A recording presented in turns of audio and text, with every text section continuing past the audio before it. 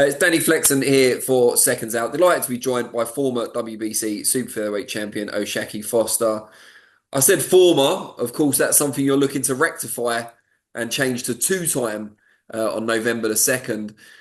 Want to take you back to the first fight with Robson Conceicao, probably not your favourite subject necessarily. How many times roughly have you watched that fight back? I only watched it once, and I probably watched. Yeah, I only watched it once. How many rounds did you give Conceicao? I gave him two at the most. I think I gave him the. I don't want to say it wrong because it's been a while since I watched the fight, but I know it was like the third or the fourth or something like that. But it was only like two at the most.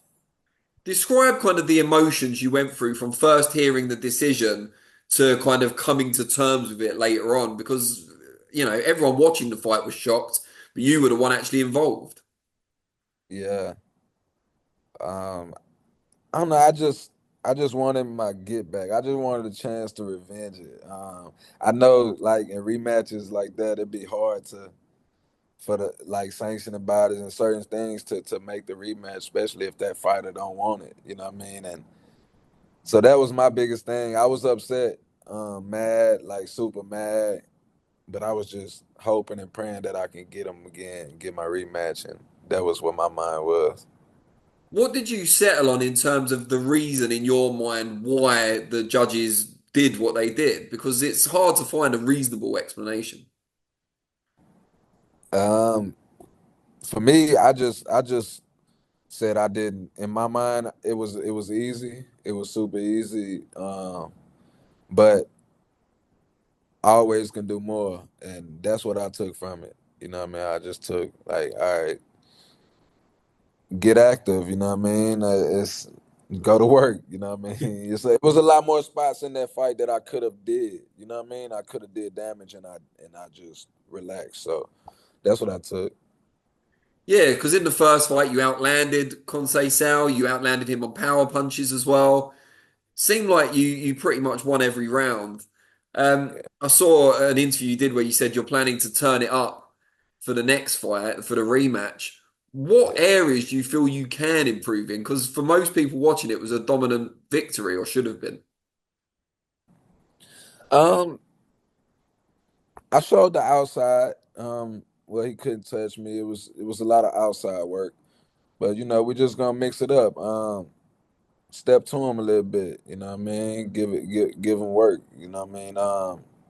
It's hard to explain how I want to, but if we look back at the fight and you look at certain spots, I would throw sometimes like it was like a couple times where I threw a 4 punch combination, 3 punch combination. You know what I mean? Things like that. Just got to pick our shots, pick it up more. And you were arguably the number one in the 130-pound division going into that. How frustrating is it that you've got to kind of reset, beat this guy who you feel you've already beaten to get back to where you were before? Uh, it's all good. Long as I get back,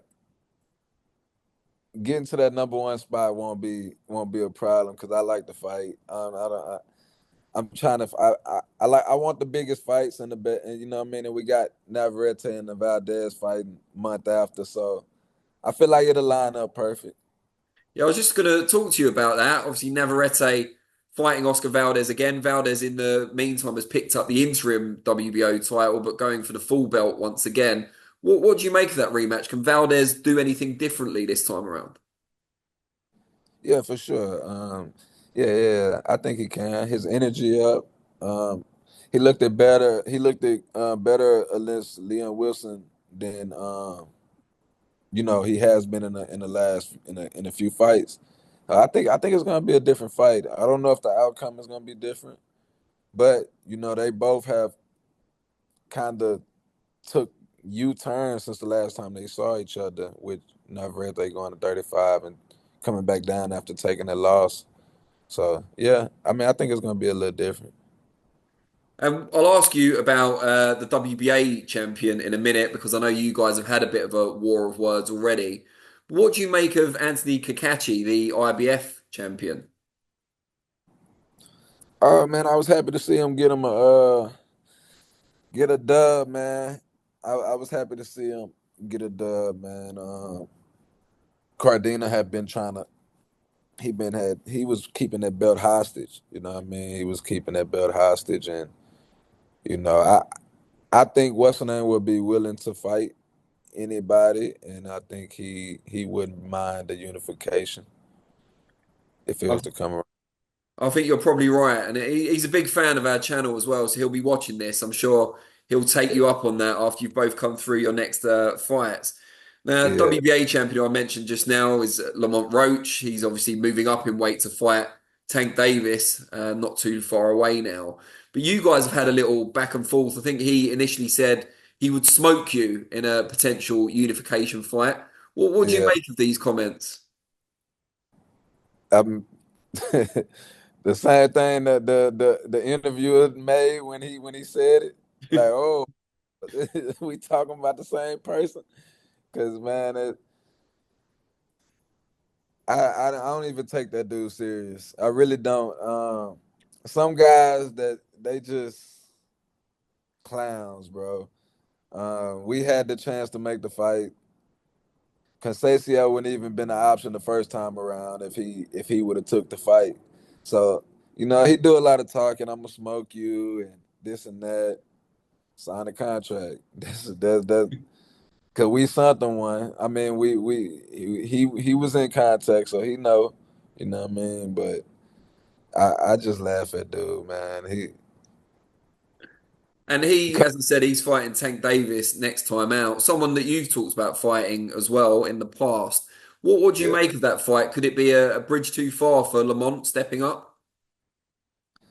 I wouldn't say a bridge too far because what I mean that's one of them fights you gotta hop out there and take if you really want to be the best and you want to make the most money out of the situation. Um, Plus Tank not no just huge 135 or nothing, and they got chemistry from back in the amateurs. But nah, I think it was a good move. Win or lose, it's gonna be a win-win for him. Whether he get loses, get stopped or whatever, long as he go in there and do good. I mean, we seen it with Frank Martin and Pitbull.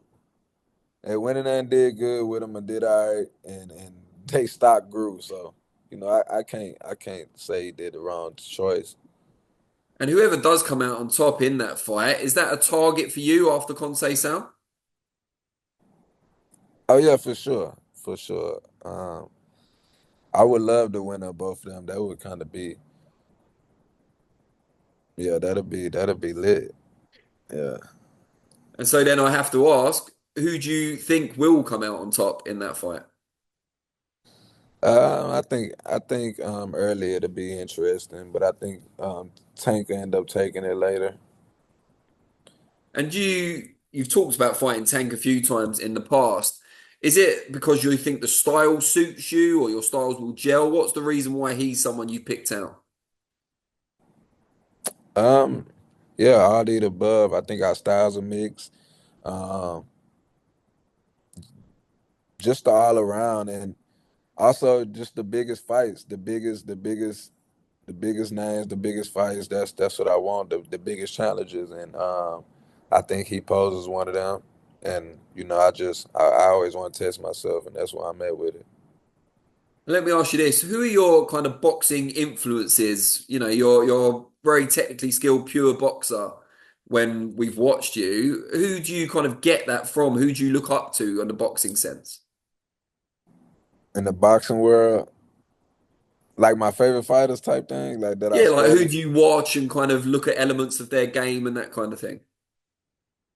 Well, when I was younger, I used to pay attention to guys like Floyd Zab Judah, um, Pacquiao, and Roy. But as I got older, I started paying attention to Sugar Ray Leonard a lot, Sugar Ray Robinson. Hagler was a big thing with my amateur coaches. Um, And Roger, once I got with Roger when I was like 13, 14, and I trained with him for upwards of a year. He was my amateur coach at the time. Um, I learned a lot from Roger Mayweather. He would, he installed all kind of game into me. But yeah, that's the ones right there. Never Pernell? Oh, I'm tripping. Because I see a bit of Pernell in you. I'm tripping, bro. I'm tripping. I don't even know where I'm at with that. He was literally basically after Floyd, he was literally the one guy that I looked. Maybe because I watched him so much and just it I didn't even think about it, bro. And one other person that I did like when I was younger, he first came to the US was Guillermo. Rick and Dial, I used to study all kind of moves from bro. Yeah. Yeah, I mean he was awesome. Still is to an extent, kind of bantam, super bantam. Maybe went a bit too high in weight for Lomachenko, but Yeah. great fighter. Yeah, for sure. What about now? Who do you see among your peers, current fighters that you like to watch? Um, Terrence. I like Terrence. Benavidez. Hmm. Um, a few guys, man. Usyk. I like Usyk. He nice. Even though I thought Tyson was gonna beat him. I thought Hmm. Tyson was gonna beat him, but Usyk. All the guys around my weight. Um, the Shakurs, Tank, all us. In a way, I like some people, man. Reges and all them at 140. It keeps switching up. I don't like To as a person, but I think he doing. You know what I mean? He doing this thing. That's a few people. Well, I think we've got Regis over here, haven't we? Maybe the same night as your fight, or the week before, actually. Before, yeah, Yeah, the week before, and he's fighting Jack Catterall at yeah. 140. What do you make of that fight? I gotta rock with my boy Regis. Gotta go with my boy Regis, man. I think it's gonna be a good fight. I think it's gonna be a good fight. It's gonna be interesting to see because Regis haven't fought since Haney. I don't think. No, I don't think so. Yeah, he haven't fought since Haney. So, yeah, it's gonna be interesting, man. But I'm definitely rooting for my boy. I think he's gonna take care of business. And What do you make of Haney, as you mentioned him there? He obviously hasn't fought since the Ryan Garcia fight went down. What do you make of him and coming back from that? he gonna have a. It's gonna be highly. It's gonna be one of the big comebacks because people gonna want to see where he at now. Is he still got it or whatever? But I just wish him the best. I hope he get back to where his form was. That was a tough fight. Last fight.